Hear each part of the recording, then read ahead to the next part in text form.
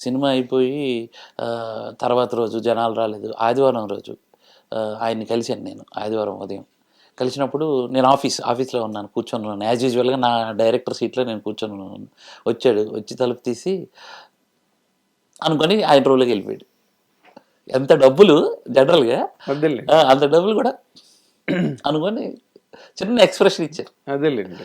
చాలా బాధ అనిపించింది సార్. కదా మరి. మళ్ళీ వెళ్ళినప్పుడు అలా త్రివిక్రమ్ డైలాగ్ లాగా 2 చేతులు జోబులో చేయి పెట్టుకొని అలాగా ముందుకు నడిచాడు. డ్రైవర్ అలా తీసుకొని వస్తున్నాడు, కారు ముందుకు నడుచుకొని వెళ్ళిపోతున్నాడు. నాకు అనిపించింది, ఈయన ఇంటికి వెళ్తాడు ఏం ఆలోచిస్తాడు, ఇలాంటివన్నీ కదా ఎమోషనల్ ఎమోషనల్ పాయింట్స్. డబ్బులు కదా సార్. డబ్బు కదా సార్ ఈ సినిమా ఈ డబ్బులు ఏదైనా బడ్జెట్ కూడా ఎక్కువైందంట కదండి.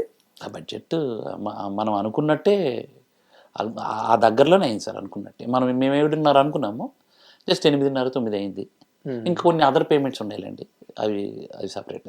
అదేలేండి.